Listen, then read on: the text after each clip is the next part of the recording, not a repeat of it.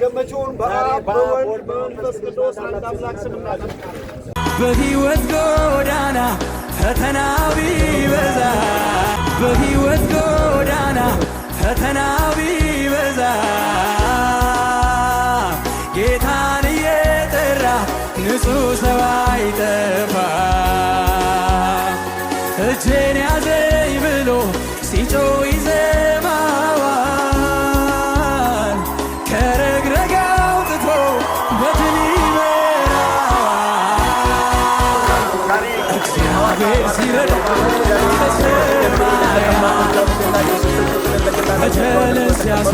ዛሬ የሚጠመቁበት ቀናቸው ነው።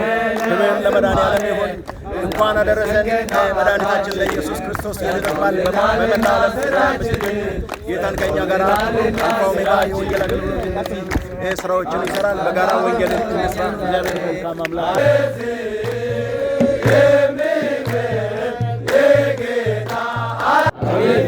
ኢየሱስ ክርስቶስ ትናንትናም ዛሬም እስከ ለዘላለም ያው ነው። አሜን ሃሌሉያ አሜን።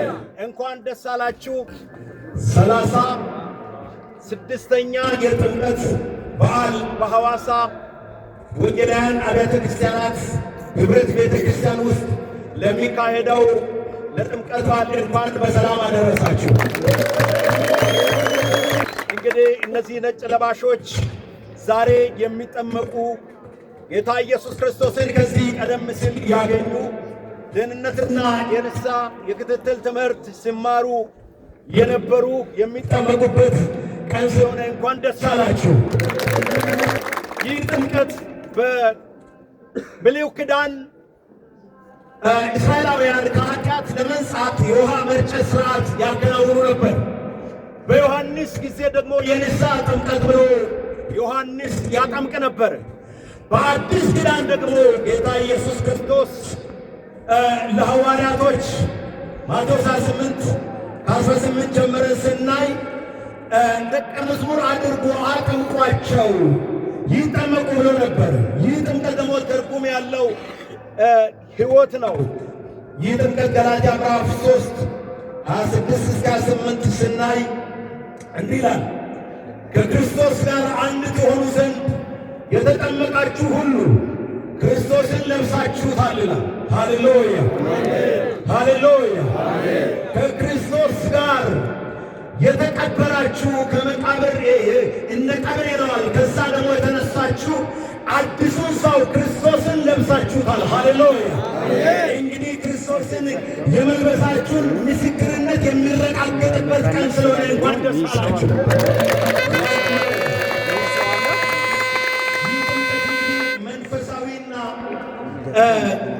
መለኮታዊ ትርጉም ያለበት ነው።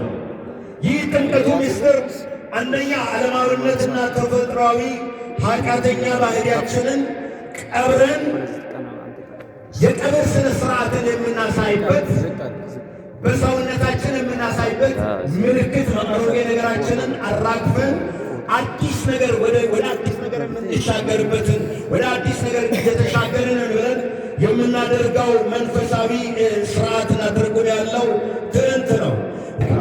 አሁን ነው በውሃ እናጠምቃቸዋለን። አንተ ደግሞ በመቀጠል በመንፈስ ቅዱስ ኃይል እንድታጠምቃቸው ዘንድ በኢየሱስም እንለምንሃለን። ከዚህ በኋላ ሌላ ጥምቀት እንዳለ አንተ ነግረህናል። ዮሐንስ ውሃ አጥምቃችሁ ነበረ። ከጥቂት ጊዜ በኋላ እኔ ግን በመንፈስ ቅዱስ አጠምቃችኋለሁ ብለህ ለደቀ መዛሙርቶች እንደተናገርክ ለዚህ ሕዝብም ዛሬ ተስፋ ስላለ በኢየሱስም አመሰግናለሁ። ይህ ጥምቀት በኢየሱስም ያገኛቸው። ይህ ጥምቀት ውስጣቸውን ይንካቸው። ከዚህ ጥምቀት የተነሳ አዲስ ሰው ሆኖ ይቀጥሉ። ከዚህ ጥምቀት የተነሳ ለታላቁ ተልእኮ ይዘጋጁ። ከዚህ ከመንፈስ ቅዱስ ጥምቀት የተነሳ እግዚአብሔር በቤት ደቀ መዝሙር ሆነው ይቀጥሉ። እግዚአብሔር ሲጠመቁ ሁላቸውንም ባርክ። ጥምቀት ዛሬ በአብ በወልድ በመንፈስ ቅዱስ በአንድ አምላክ ስም እንጀምራለን።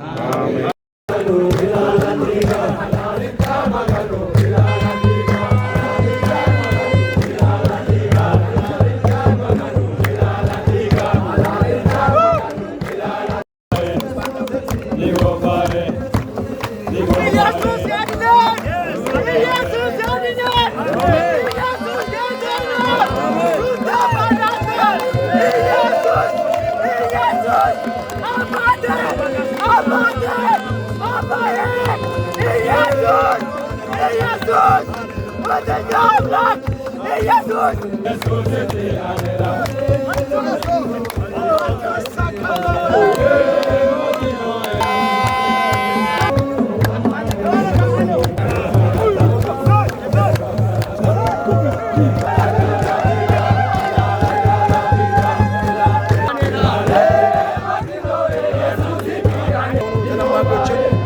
ኢየሱስ ክርስቶስን ከግል አዳኛቸው አድርገው ደህንነትና የግንኙነት ትምህርት ሲማር የከረሙትን ዛሬ አጥምቀናቸዋል። የጥምቀት ፕሮግራም እያካሄደን ያለ ነው።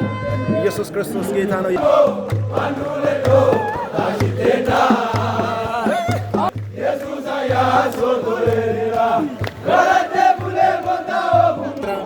ማረሚያ ተቋም እየሰራ ነው ያለው። እኛም እንደ አልፋ ኦሜጋ ወንጌል አገልግሎት ከማረሚያ ቤት ጋር በመተባበር እንደዚሁ